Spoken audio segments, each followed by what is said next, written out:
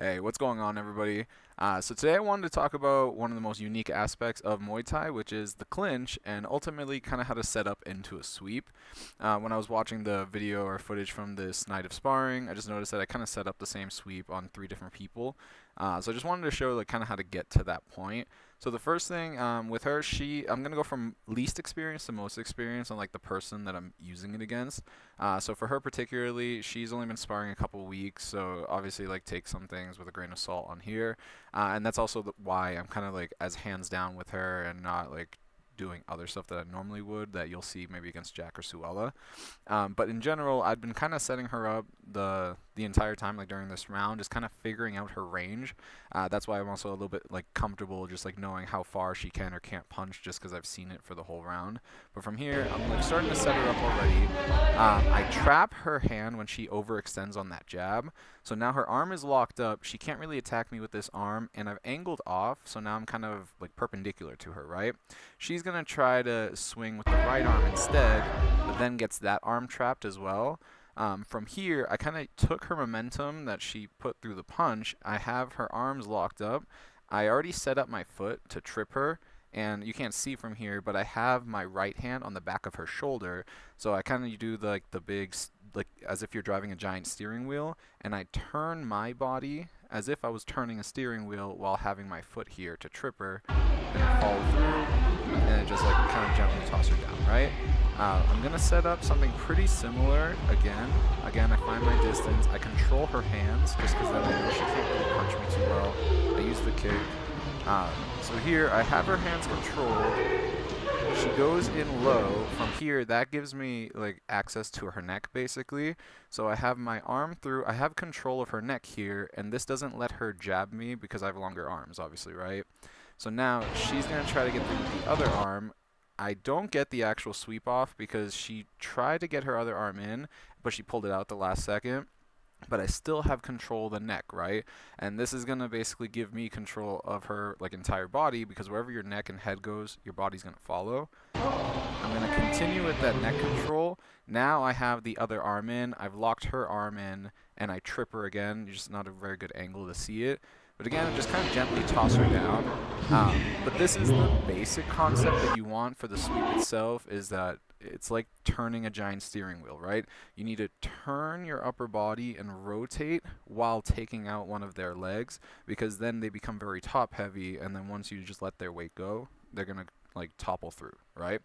So here I'm gonna go with Jack. So Jack's a lot taller. He's actually taller than I am, maybe like a couple inches taller, even though I'm heavier, and he's maybe more intermediate. So he's been training like maybe about a year or so, and has been sparring with us. So I set up a little differently with him. So for him particularly, I actually originally go for a kick, but he puts out his jab like right at the last second.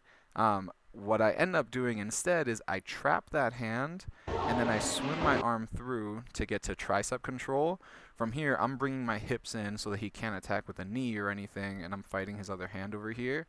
And I'm going to move this hand from tricep control over to his neck. So once I'm here, I have his neck, I have outside control of his arm on the other side, and I have my hips in. So what I'm going to do now is actually try to like just push my way through. He's going to get an underhook in here in about a second. Yep. And then basically this gives a lot of control of the upper body when you're grappling someone. So I drop this hand down. So I'm giving up the neck at this point, but it's just going to make it a lot easier for me, because now also I'm kind of placing my weight on him, right? So he's going to get tired just holding my weight. So I almost just put my chest into him, and I put the hand down because this is going to lock his arm in and isn't going to allow him to like do much with that arm. So then from here, I'm just going to put my weight on him. I'm just going to tire him out a little. He knows what I'm doing. Like, I've sparred with Jack for a long time now. Like, he knows exactly what I'm trying to set up right now. And that's where you'll kind of see the difference between, like, you know, with someone, when I went with Yarlene, where she's not that experienced with it and doesn't know what I'm going to do. Jack knows exactly what I'm about to do, and he knows I'm setting up for it, right? So here, I'm just tiring him out still. We're still, like, arm fighting. I go back up to the head just because his underhook isn't in a great position anymore, and then he completely gives it up and his arm is over, right? At this point, I have control of his neck. I regain control of the other arm. I knee him once, I attempt the sweep, it doesn't follow through, but again, he knows what I'm doing, so he's already expecting that sweep coming, so that's why he was a little bit more like quick to pretty much break off from there. I'm going to try to re-engage the clinch just because I'm so close, and I know that he likes to use his length, so I start locking up his arms again, I start fighting with his hands, controlling it so he can't punch me. Here, we're literally like in the last second, he again knows what I'm trying to do, and if you notice, I'm in the same position. I have the right arm locked, my right hand is behind his neck. I don't have enough time to get the sweep because the round is about to end, but I just land a body instead.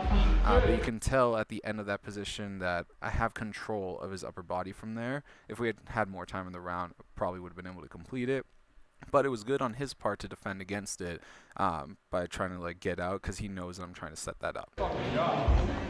And then finally, I'm going to go with Suella on this one. So here, I'm already setting her up with the front kick, right? So I fake the roundhouse into the front kick. If you ask anybody that I spar with, this is something I do pretty frequently, or just front kicks in general. So now, she goes to defend the kick. The hand comes down. I'm already kind of setting up. I'm like, okay, I want to enter the clinch from here. I'm going to get my hand across, but she's actually going to lock in on my arm. So she traps that arm, but instead of me trying to pull away, I just go up and try to control the neck right away. Just so then, like, she might have some kind of advantageous position here, but I'm trying to move up to a better one, right? So I go to control the neck. From here, once I get the neck control, I have her arm locked in. She elbows, but she knees, but it actually hits my elbow. And then from here, she also gets that underhook, right? So this is why I give up that neck control and I kind of like tighten down her arm, because Suella also knows how to actually clinch.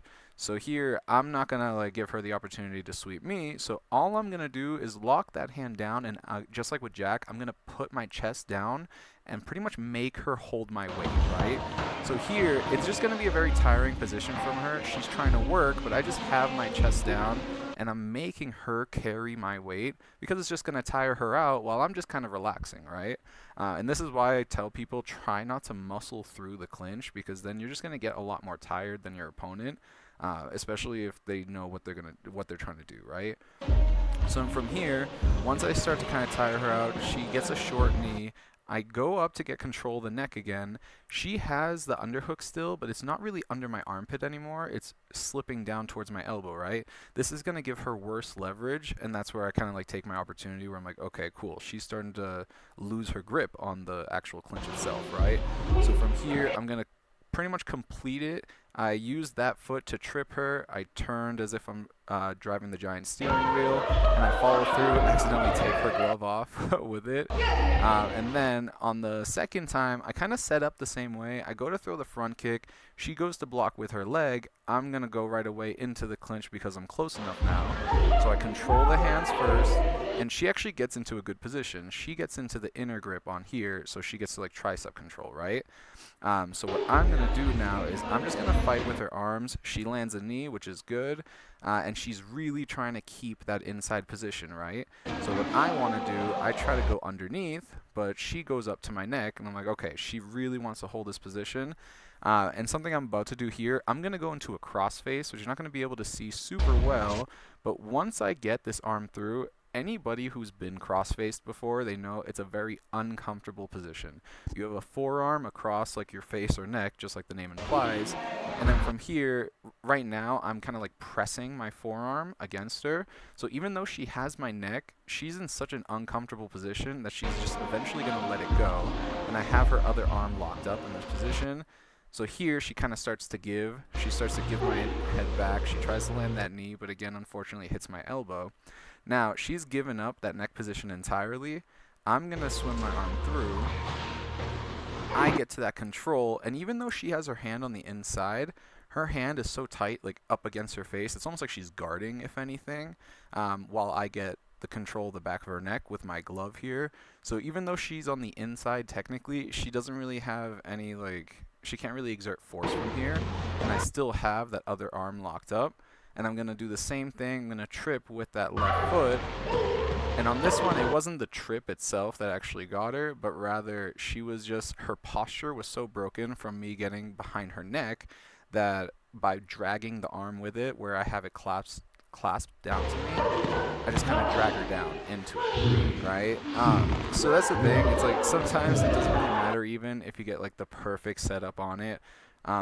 You don't get the perfect trip if you just put someone in such an uncomfortable position, or you just like break their posture so bad that they can't stay upright anymore. If this was like a real fight or like harder sparring, you never want to be in. Let's see, pretty much never want to be in this position, because if I wanted to, I could knee instead, and that's pretty much a free knee from that point, right? But that's why I wanted to go over some of this stuff here, just because it shows you how like to kind of think to get into the clinch, and she kicks me after. But it just kind of shows you how to get into the clinch from that striking, and importantly, how to control the hands as you're going in, because the biggest threat on the clinch is that you're going to get punched on the way in. So you want to use your other weapons to kind of set them up and have them not think about punching, so it gives you that opportunity to get in. But other than that, that's pretty much all I got. I know I just kind of went on a rant on this one, but if you guys have any questions, please let me know. Ask us in class. This is something I am thinking of adding in for other classes, just learning how to clinch. It's not for everybody, for sure. But if it's something you guys would be interested in, please let us know, and we will answer any questions you got.